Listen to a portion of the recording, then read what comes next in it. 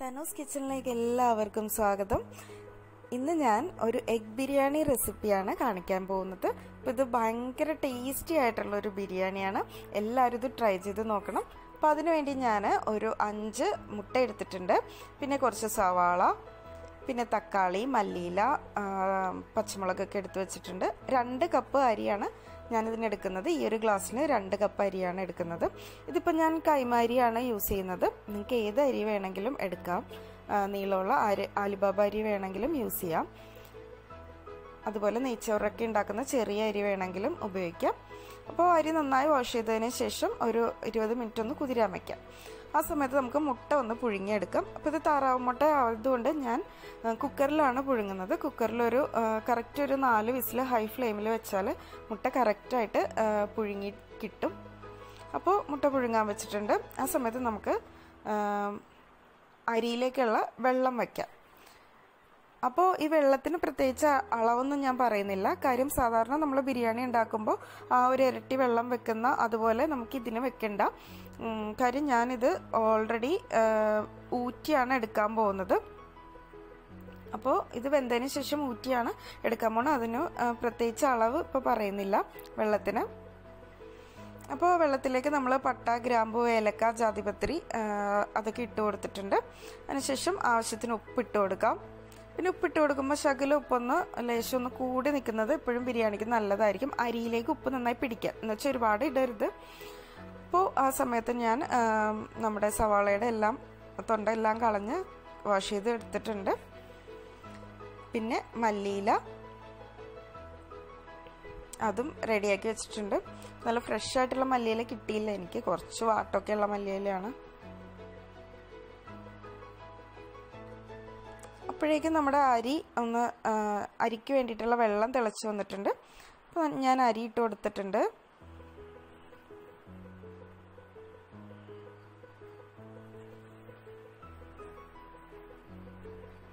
ഞാനിതിലേക്ക് പെരിഞ്ജീരകം ചേർത്തിട്ടില്ല കേട്ടോ.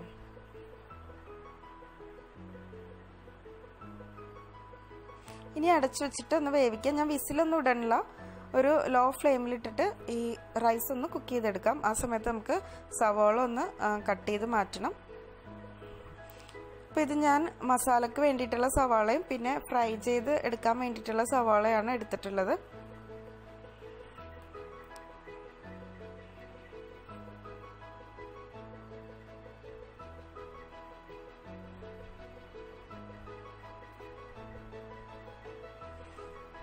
അപ്പോൾ നന്നായി കനം കുറച്ച് അരിയണം നമ്മൾ ഫ്രൈ ചെയ്തെടുക്കാൻ വേണ്ടിയിട്ട്. പിന്നെ പച്ചമുളക് ഇതേപോലെ അരിഞ്ഞു വെച്ചിട്ടുണ്ട്. 2 വലിയ പച്ചമുളകാണ് എടുത്തിട്ടുള്ളത്.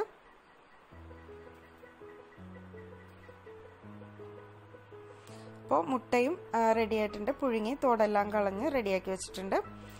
പിന്നെ നമ്മുടെ അരി കുക്കായി കിട്ടിയിട്ടുണ്ട്. അപ്പോൾ ഇത് ഓവർ കുക്കാവാതെ നോക്കണം. ആ വെള്ളത്തിൽ കിടന്ന് വെള്ളം വറ്റാനൊന്നും നിൽക്കരുത്. കാര്യം നമ്മൾ കൂടുതൽ വെള്ളം വെച്ചിട്ടുണ്ടല്ലോ ഓൾറെഡി. അപ്പോൾ ഇടയ്ക്ക് അതൊന്ന് നോക്കാം കേട്ടോ. ഇനി നമുക്ക് ഈ അരി ഒന്ന് ഊറ്റിയെടുക്കാം. ഒരു അരിപ്പ പാത്രത്തിലിട്ടിട്ട് അരി ഒന്ന് ഊറ്റാൻ വയ്ക്കാം.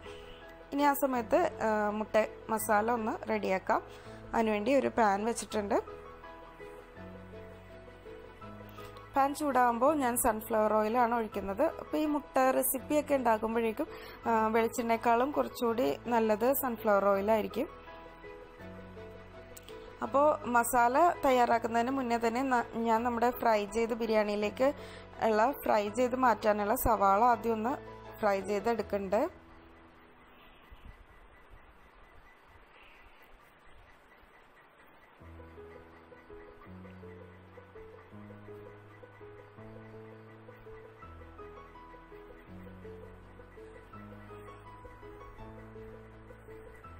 അപ്പോൾ സവാള ഒന്ന് മൂത്ത് വരുമ്പോഴേക്ക് നമ്മുടെ കാഷ്യൂസും അതുപോലെ തന്നെ മുന്തിരിയും ചേർത്ത് കൊടുക്കാം.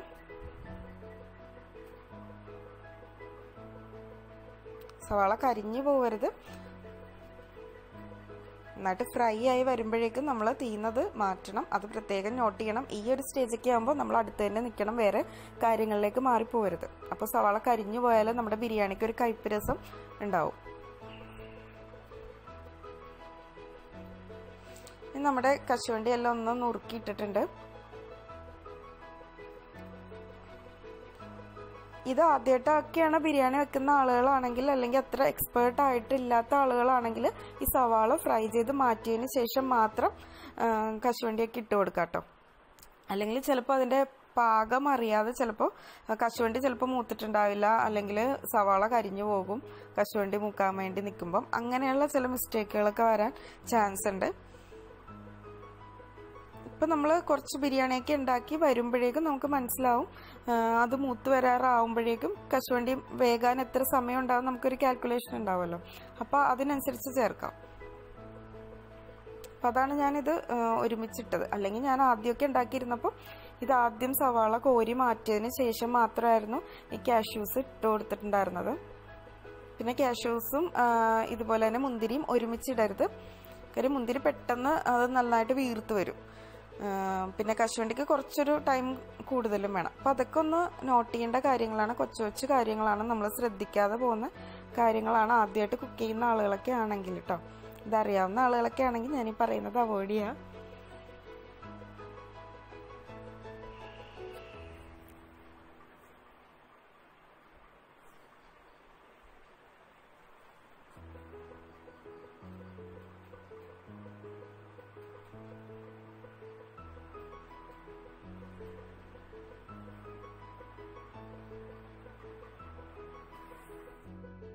അപ്പോൾ നമ്മുടെ സവാളയും കാഷ്യൂസും മുന്തിരിയും എല്ലാം നന്നായി ഫ്രൈ ആയി വന്നിട്ടുണ്ട്.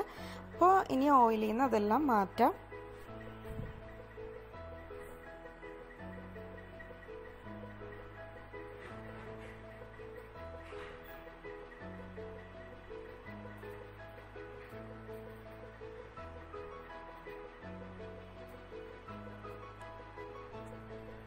അപ്പോൾ ഞാനിപ്പോൾ ഓയിലിൽ നിന്ന് അതെല്ലാം മാറ്റിയിട്ടുണ്ട്.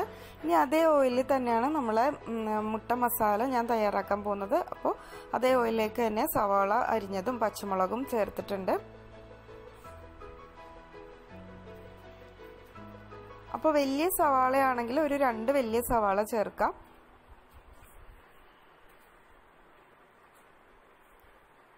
പിന്നെ ആവശ്യത്തിന് ഉപ്പ്, മസാലയിലേക്ക് ആവശ്യത്തിന് ഉപ്പ് ചേർത്തിട്ടുണ്ട്.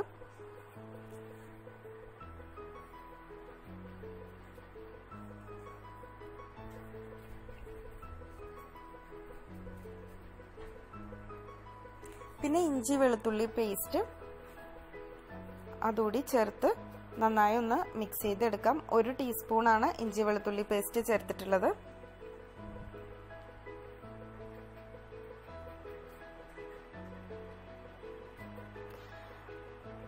പിന്നെ ഒരു തക്കാളി,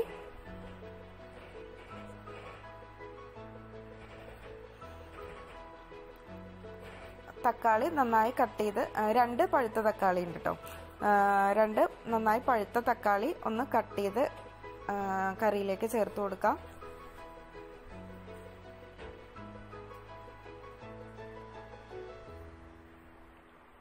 ശേഷം നന്നായിട്ട് വഴറ്റണം. തക്കാളി ഒന്ന് കുക്കായി വരണം.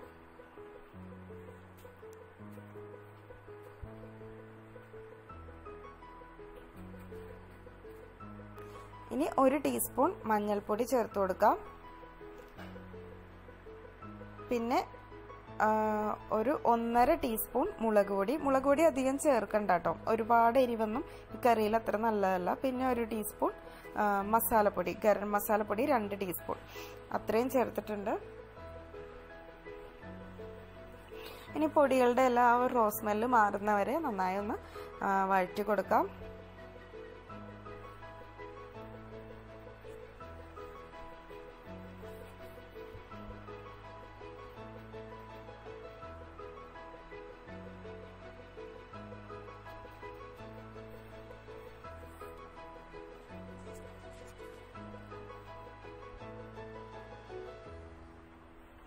അപ്പോൾ നമ്മുടെ തക്കാളിയും അത് നന്നായി വെന്ത് അതുപോലെ പൊടികളും നന്നായി മൂത്തതിന് ശേഷം മാത്രം പുഴുങ്ങി വെച്ചിരിക്കുന്ന മുട്ട ചേർത്ത് കൊടുക്കാം. അപ്പോൾ ഞാൻ ഒരു കാര്യം വിട്ടുപോയി, മുട്ട ചേർത്തപ്പോഴേക്ക് നമ്മൾ മുട്ട ബിരിയാണിയൊക്കെ ഉണ്ടാക്കുമ്പോൾ ആ ഫോർക്ക് കൊണ്ടിട്ട് ആ മുട്ടയിൽ ഇങ്ങനെ ചെറിയ ഹോളൊക്കെ ഇട്ട് കൊടുക്കുകയാണെങ്കിൽ അതിൻ്റെ ഉള്ളിലേക്ക് ഈ മസാല ഇറങ്ങിച്ചെന്ന് നല്ലൊരു ടേസ്റ്റ് വരും. അപ്പോൾ ഞാനിത് ഇട്ടതിന് ശേഷമാണ് ഓർത്തത് അപ്പോൾ ഇട്ടതിന് ശേഷം ഞാൻ ഇതുപോലെ ചെയ്യേണ്ട. അപ്പോൾ ചിലതെല്ലാം ഒന്ന് ഉടഞ്ഞു പോയിട്ടുണ്ട്. അപ്പോൾ നിങ്ങൾ മുട്ട പുഴുങ്ങിയും അതിൻ്റെ തോടെല്ലാം കളഞ്ഞ് വെക്കുമ്പോഴേക്ക് ഇതുപോലെ ഫോർക്ക് കൊണ്ടിട്ട് ഹോളിട്ട് കൊടുക്കാം കേട്ടോ. അപ്പോൾ നമ്മുടെ മസാല എല്ലാം അതിനുള്ളിലേക്ക് ഇറങ്ങിച്ചെന്ന് ആ മുട്ടയിൽ നന്നായിട്ട് പിടിച്ചിട്ടുണ്ടാവും.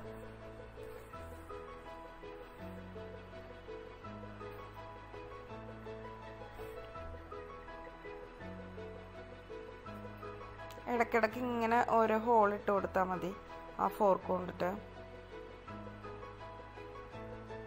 ഒരു 2-3 സൈഡിലായിട്ട്.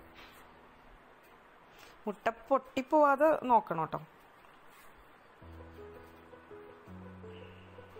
അത് പ്രത്യേകം ശ്രദ്ധിക്കേണ്ട കാര്യം. ഇങ്ങനെ ചെയ്യുമ്പോൾ മുട്ട പൊട്ടിപ്പോവരുത്.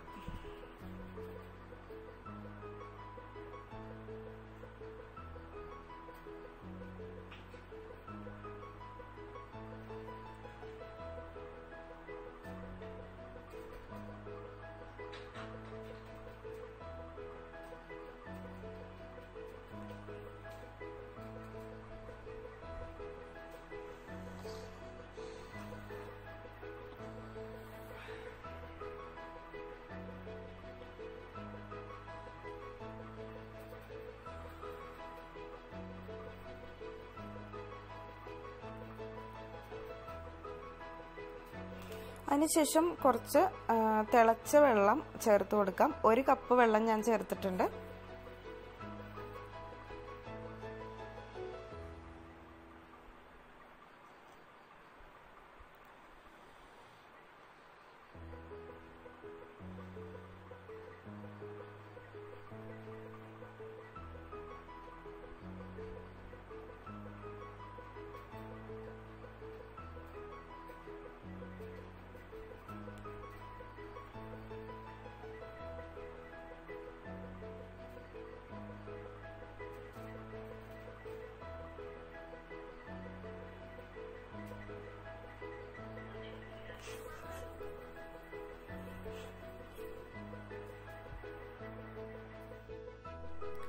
അപ്പോൾ നന്നായിട്ട് മിക്സ് ചെയ്ത് കൊടുക്കുക. ഞാൻ എൻ്റെ ഒരു മുട്ട എടുത്ത് മാറ്റിയായിരുന്നു. ഇപ്പം എൻ്റെ കയ്യിൽ 4 മുട്ടയുള്ളൂ. ഒരെണ്ണം ഞാൻ ഫോർക്ക് കൊണ്ട് കുത്തിയപ്പോൾ ഉടഞ്ഞു പോയി.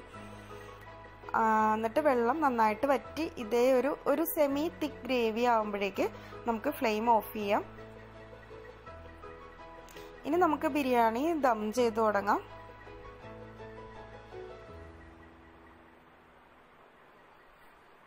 അപ്പോൾ ഞാൻ ആദ്യം ഈ കുക്കറിൽ തന്നെയാണ് ഞാൻ ദമ്മിടാൻ പോകുന്നത്. എനിക്ക് ഒരുപാട് ക്വാണ്ടിറ്റി ഒന്നും ഇല്ലല്ലോ, ഞാൻ 2 ഗ്ലാസ് അരിയല്ലേ എടുത്തിട്ടുണ്ടായിരുന്നുള്ളൂ. അപ്പോൾ എനിക്ക് ഈ കുക്കറിൽ തന്നെ അതിന് വേണ്ടിയിട്ട് ദമ്മിടാൻ പറ്റും. അപ്പോൾ കുക്കറിൽ നിറയെ നെയ്യ് തേച്ച് കൊടുക്കണ്ട ആദ്യം തന്നെ.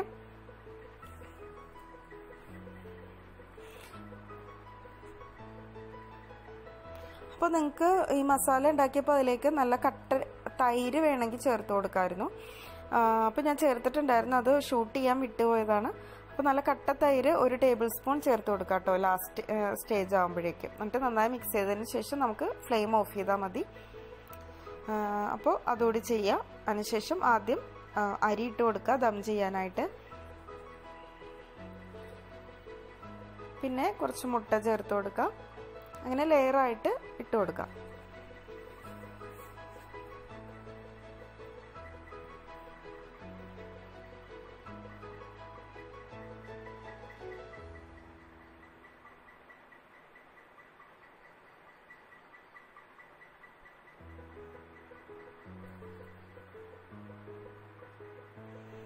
പിന്നെ ഞാൻ ഇതിലിങ്ങനെ കാണുന്ന പട്ടയൊക്കെ ഇങ്ങനെ എടുത്ത് കളയാറുണ്ട്. അതെല്ലാം ഓരോരുത്തരുടെ ഇഷ്ടം. ചിലപ്പോൾ ചോറ് കഴിക്കണതിൻ്റെ കൂട്ടത്തിൽ ഇത് കാണുന്നത് ഇഷ്ടമില്ലാത്ത ആളുകളുണ്ടാവും. ഈ പട്ടയും ഏലക്കയൊക്കെ പെറുക്കാൻ നടക്കണം എന്ന് പറയുന്ന ആളുകളുണ്ടാവും. അതുകൊണ്ടിട്ടാണ് ഞാൻ ഈ പട്ടയൊക്കെ എടുത്ത് മാറ്റുന്നത്. ദം ചെയ്യുന്ന സമയത്ത് നമ്മൾ കാണുന്നതൊക്കെ എടുത്ത് മാറ്റാറുണ്ട്. ചില ആളുകൾ ചിലപ്പോൾ അത് കിഴിയായിട്ട് ബിരിയാണി ആ വെള്ളത്തിൽ ഇട്ട് കൊടുക്കാറുണ്ട്. അപ്പോൾ അതിൻ്റെ സത്തെല്ലാം കിട്ടും. അത് പെറുക്കി കളയേണ്ട ആവശ്യമില്ല, കിഴി എടുത്ത് മാറ്റിയാൽ മതി. അങ്ങനെയും ചെയ്യുന്ന ആളുകളുണ്ട്.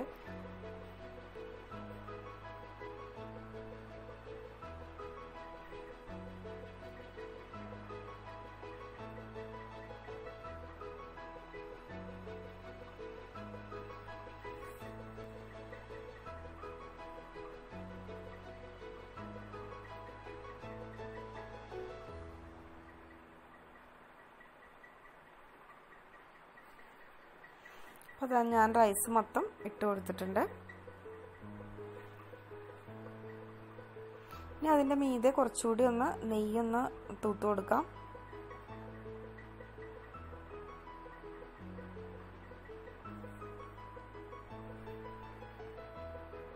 ഇനി നമ്മൾ നേരത്തെ ഫ്രൈ ചെയ്ത് വെച്ചിട്ടുള്ള സവാളയും അതുപോലെ തന്നെ അണ്ടിപ്പരിപ്പും മുന്തിരിയും പിന്നെ കുറച്ച് മല്ലിയിലയും കൂടിയിട്ട് കട്ട് ചെയ്തത് അതിലേക്ക് ചേർത്ത് കൊടുക്കാം.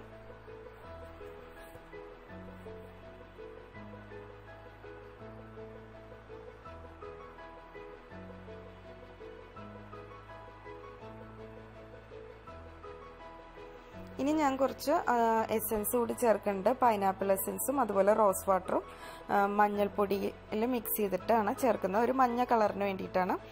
അതുകൂടി നമ്മുടെ ചോറിൻ്റെ മീതേക്ക് ഒഴിച്ചു കൊടുക്കുന്നുണ്ട്.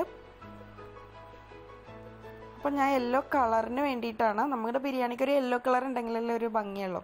അപ്പോൾ അതിന് വേണ്ടിയിട്ടാണ് ഒരു നുള്ള മഞ്ഞൾപ്പൊടി ചേർത്ത് കൊടുക്കുന്നത്. വേറെ കളറൊന്നും ചേർക്കുന്നില്ല. അപ്പോൾ പൈനാപ്പിൾ എസൻസിൻ്റെ സ്വാദ് ഇഷ്ടമില്ലാത്തവർ അത് അവോയ്ഡ് ചെയ്യാം കേട്ടോ. അതിനുശേഷം ഒരു പഴയൊരു പാൻ വെച്ചിട്ട് അതിൻ്റെ മീതെയാണ് ദം ചെയ്യേണ്ടത്.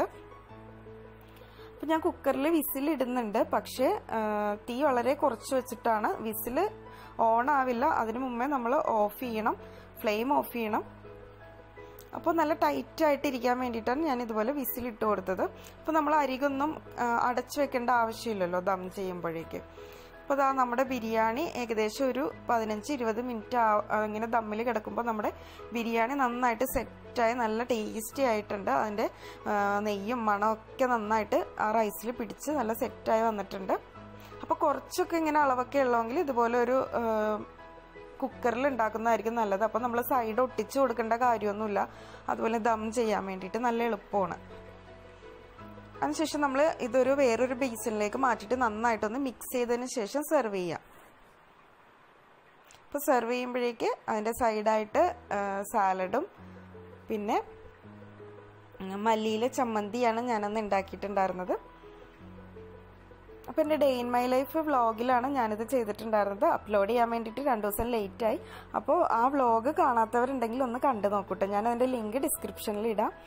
അപ്പോൾ ഇതാണ് എൻ്റെ മുട്ട ബിരിയാണി. എല്ലാവർക്കും ഇഷ്ടപ്പെട്ടു എന്ന് കരുതുന്നു. ഇഷ്ടപ്പെട്ടാൽ ലൈക്ക് ചെയ്യുക, ഷെയർ ചെയ്യുക, സബ്സ്ക്രൈബ് ചെയ്യുക. താങ്ക്